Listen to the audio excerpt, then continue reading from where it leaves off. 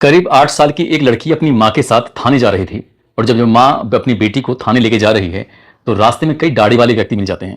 जैसे जैसे उस 8 साल की लड़की की किसी भी दाढ़ी वाली व्यक्ति पर नजर पड़ जाया करती थी तो वो अपनी माँ का हाथ और तेजी से पकड़ लिया करती थी। कई बार तो ऐसा होता था कि वो अपनी माँ को वो बहुत कस के पकड़ लिया करती थी और वो आंखें बंद कर लिया करती थी ताकि वो दाढ़ी वाला उसके सामने से निकल जाए, चला जाए। ये करते करते थाने पहुंचते पहुंचते वक्त लग जाता है और कई दाढ़ी वाले उसे मिल जाते हैं। माँ ये समझ नहीं पा रही थी कि आखिरकार क्या बात है। जैसे वो थाने के अंदर दहलीज में कदम रख रही है तब भी वहां एक दाढ़ी वाला व्यक्ति खड़ा हुआ था और उस लड़की ने उस दाढ़ी वाले व्यक्ति को जैसे ही देखा अपनी माँ की उसने गोद में गोली भर ली और बस उससे चिपट के वो छूटना नहीं चाह रही थी। माँ समझ जाती है कि आखिरकार बात क्या है। वो पुलिस वालों के सामने ये बात बताती है कि जब भी ये किसी दाढ़ी वाले को देखती है डर जाती है, सहम जाती है। साहब मैं एक कार्रवाई करवाने के लिए आई हूं। अब यह बात इससे पहले कि पुलिस उस जगह तक पहुंचती तब तक एक वीडियो सोशल मीडिया पर बहुत तेजी के साथ वायरल हो जाता है। लेकिन अफसोस की बात यह है कि लड़की जिस घर से जिस जगह से ताल्लुक रखती है उसके आसपास जितने भी लोग हैं ज्यादातर लोगों के दाढ़ी ही है। यदि कोई बड़े लोग हैं तो खासकर दाढ़ी है। अब ऐसी स्थिति में कभी दाढ़ी वाले व्यक्ति को वो भुला पाएगी या नहीं भुला पाएगी। जो दर्द उसे दाढ़ी वाले व्यक्ति ने दिया है उस दर्द के साथ वो पूरी जिंदगी कैसे जिएगी। इस तरह के कई सवाल हैं जो उस लड़की का हमेशा पीछा करते रहेंगे। आखिरकार उस लड़की के साथ हुआ क्या था, क्यों दाढ़ी वाले से वो इतना डर जाती है। आज की कहानी के माध्यम से यही समझने की, यही जानने की कोशिश करते हैं। आदाब, नमस्कार, सत श्री अकाल। मैं उस्मान सैफी। आज की जो सच्ची घटना मैं आपको सुनाने जा रहा हूं, ये सच्ची घटना है उत्तर प्रदेश के कानपुर सिटी का एक मोहल्ला है ग्वालटोली। बात कर रहा हूं 9 अगस्त 2024 की शाम लगभग 7:30 बजे के आसपास का वाकया था। लड़की अपने घर के बाहर टहल रही थी, घूम रही थी, खेल रही थी।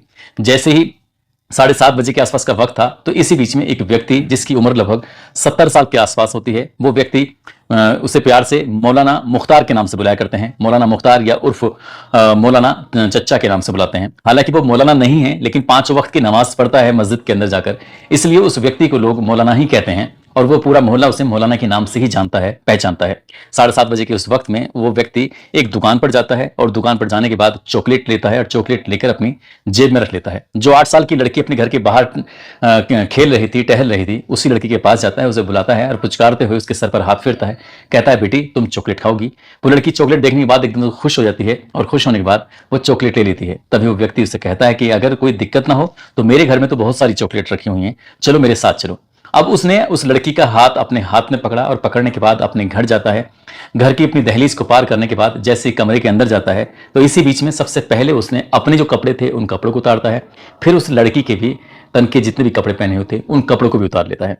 लेकिन इससे पहले कि वो उसके साथ जैसे हरकत करना शुरू किया था, जैसे ही उसने उसके साथ गंदी हरकतें, उसको छूना और बुरी नीयत से उसके साथ कुछ करना चाहता था, तभी उसके जो मुख्य द्वार था वो मुख्य द्वार पर बहुत तेजी के साथ एक ऐसा लग रहा था जैसे धमाका सा होता है, क्योंकि किसी ने बहुत तेजी के साथ उस दरवाजे पर, उस मुख्य द्वार पर एक लात मारता है और एक ही लात में वो दरवाजा खुल के गिर जाता है। अब जैसे ही गिरता है तो उसके बाद फिर बहुत सारे लोगों की संख्या इस घर के अंदर आते हैं और जैसे लोग आते हैं तो लोगों को देखकर वो लड़की बहुत बुरी तरह से डर जाती है, सहम जाती है। अभी तक समझ नहीं पा रही थी कि आखिरकार उसके साथ हुआ क्या है, या ये व्यक्ति उसको नग्न अवस्था में रखने के बाद वो क्या करने वाला था, या खुद जो नग्न हुआ था वो इसके साथ क्या करने वाला था। 70 साल का वो बूढ़ा, एक आंख उसकी खराब, दाढ़ी उसकी लंबी सी होती है, सर पर टोपी रखी हुई थी और वो व्यक्ति उसके साथ ऐसी हरकतें कर रहा था। दरवाजा खुलते ही जैसे लोगों ने उस व्यक्ति को पकड़ा, उसके बाद उसको पीटना शुरू कर दिया। अब उस व्यक्ति को जैसे ही पीटा, इसके बाद यहां से सूचना पुलिस तक पहुंच जाती है। पुलिस इससे पहले कि मौके पर आती, इससे पहले ही एक वीडियो था जो सोशल मीडिया पर बहुत तेजी के साथ वायरल होने लगता है। जैसे वीडियो तेजी के साथ वायरल होता है, इस बीच में पुलिस के आने से पहले ही उस व्यक्ति से जब लोग बातचीत कर रहे थे, उससे पीट रहे थे, तब उसने दुहाई देनी शुरू की। उसने कहा कि मैं आप ही के साथी हूं, मुझसे गलती हो गई है, मुझे माफ कर दो। वैसे गलती नहीं हुई है, इस लड़की ने मेरा मोबाइल चोरी कर लिया था, मैं तो बस देखना चाह रहा था कि मेरा मोबाइल कहां पर है। यानी कि उसने एक ऐसा बहाना लिया जिससे कई लोगों को यकीन भी होने लगा था कि वाकई सचमुच इस लड़की ने शायद मोबाइल चोरी किया होगा। लेकिन मोबाइल की देखने के लिए उसने उसके तन के एक एक कपड़े को उतार कर उसके साथ वो गंदी हरकतें कर रहा था। लेकिन वो लोग जो घर के अंदर मौजूद थे वो ये नहीं जानते थे कि ये जो वाकया हुआ है ये सब कुछ एक कैमरे में, एक मोबाइल में कैद हो चुका है। दरअसल पुलिस मौके पर आती है, जब पुलिस मौके पर आती है तो उसके बाद फिर इस लड़की की मां भी आ जाती है। अब ये तमाम लोग इकट्ठे होने लगते हैं। आखिरकार कुछ लोगों की तो इतनी गफलत में थे वो समझ नहीं पा रहे थे कि आखिरकार क्या हुआ क्या है। सभी ये जानना चाहते थे कि आखिरकार इस घर के अंदर ऐसा क्या हुआ है। अगर हम इस घर के बारे में बात करें तो जो व्यक्ति है जिसका नाम मौलाना मुख्तार उर्फ मौलाना चच्चा है, इसके 2 बेटे होते हैं। बड़ा बेटा इसका मुंबई में रहकर नौकरी करता है, छोटा बेटा घर से बाहर टहलने के लिए गया हुआ था। जो इसकी पत्नी है, इसकी बीवी है, वो महिला अपनी किसी रिश्तेदारी में दवा लेने के लिए गई हुई थी। साथ ही घर के अंदर 3 लेडीज होती हैं, जिसमें कि उसकी एक पोती होती है, एक बेटी होती है, साथ ही उसकी बेटे की बहू होती है, जो कि ऊपर के मंजिल पे थे। और ये जो सब कुछ अभी तक हुआ है वो ग्राउंड फ्लोर पर घर के अंदर हुआ है। इसी बीच में किसी व्यक्ति ने आकर पुलिस को वीडियो दिखाया, और जब वीडियो दिखाया तो पुलिस ने जैसे पड़ताल करना शुरू किया है, तो पड़ताल करने के बाद पता चलता है कि वो 3 व्यक्ति पकड़े जाते हैं जिन व्यक्तियों ने इस वीडियो को अपने मोबाइल में कैद करने और दरवाजा तोड़ने का पूरा प्रोग्राम बनाया था। दरअसल उन्हें पकड़ा जाता है, पकड़ने के बाद उन्हें हिरासत में लिया जाता है। उधर जो मौलाना था वो मौका पाते ही पहले ही लोगों को चकमा देकर भाग जाता है, फरार हो जाता है। अब उन व्यक्ति से पूछा कि तुमने इस छोटी सी बच्ची का तुमने जो वीडियो बनाया और सोशल मीडिया पर वायरल किया है, तुम्हें शर्म नहीं आती? जब उन्हें डांटा जाता है, फटकारा जाता है, उनके खिलाफ कार्रवाई की बात की जाती है, तब जिसने व्यक्ति ने ये मोबाइल में वीडियो बनाया था वो युवक, वो पड़ोसी ही होता है। वो रोने लगता है, रोते रोते कहता है कि साहब अगर मैं वीडियो ना बनाता तो शायद अगला नंबर किसी और का हो सकता था। ये बात सुनने के बाद पुलिस वाले पूछते हैं कि क्या बात है, तब वो कहता है कि अब तक ये व्यक्ति 3 लड़कियों का रेप कर चुका है, उसका बलात्कार कर चुका है। और जब बात आती है इसकी कद काठी, इसके शरीर को देखकर, इसकी दाढ़ी को देखने के बाद तो हर कोई पिघल जाता है, कहता है कि बात बाहर जाएगी तो बहुत ज्यादा बदनामी हो जाएगी, और ये किसी ना किसी रूप से परिवार वालों को प्रलोभन देकर कुछ भी कर ये पहले बलात्कार के मामले में, दूसरे बलात्कार के मामले में और तीसरे बलात्कार के मामले में इसी तरह से बसता चला जाता है। इसीलिए इसी व्यक्ति पर उस लड़के की नजर थी, ये देखने की ताल में था कि कब ये व्यक्ति गलत काम करेगा और कब वो मौके की तलाश में होगा। इस व्यक्ति ने 9 अगस्त 2024 की शाम को जैसे ही मौका लगता है वो एक चॉकलेट खरीदता है और दुकानदार उसको इशारा कर देता है कि इसने चॉकलेट खरीद ली है, यानी कि दुकानदार भी इसमें शामिल था, ये बताने में, किसी लड़की की जिंदगी को बचाने में। जैसे ही उस लड़के को इशारा किया जाता है, उस लड़की ने उसका वीडियो बनाना शुरू कर देता है और वो लड़की को चॉकलेट दे रहा था। ये सब अपने मोबाइल में वो कैद कर लेता है, ऐसा मीडिया रिपोर्ट में बताया जा रहा था। इसके बाद वो लड़की को लेकर अपने घर के अंदर जाता है। घर के अंदर जाने के बाद पहले अपने कपड़े उतारता है, कपड़े उतारने के बाद फिर लड़की के कपड़े उतारता है, और वो लड़का जो खिड़की होती है, खिड़की के सहारे से छुपकर ये अपना मोबाइल में वीडियो उतार रहा था। और जैसे ही उस लड़की के साथ वो गंदी हरकतें करने लगता है, उसको शरीर के अलग अलग हिस्सों को छूने लगता है, तब उसे यकीन हो जाता है कि ये सब देखने के बाद शायद हर कोई आग बबूला हो जाएगा, अब की बार ये व्यक्ति किसी भी कीमत पर बच ही नहीं पाएगा। 70 साल का वो बूढ़ा आदमी उस लड़की के साथ ऐसी हरकत कर रहा था।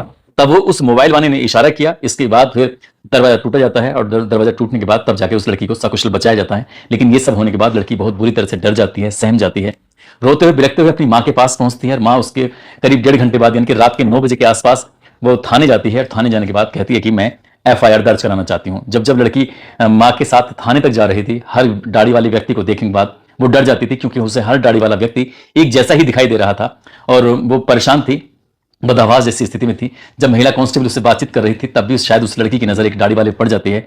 इस बीच में हालांकि इसकी माँ को यह भी समझाया जाता है कि ये मामला खत्म करो, इसे भी जैसे पहले 3 मामले थे निपटा दिए गए थे, लेकिन माँ ने कहा कि मैं नहीं चाहती कि अगली कोई और बेटी हो, अब जो भी हो यहीं पर खत्म हो जाए।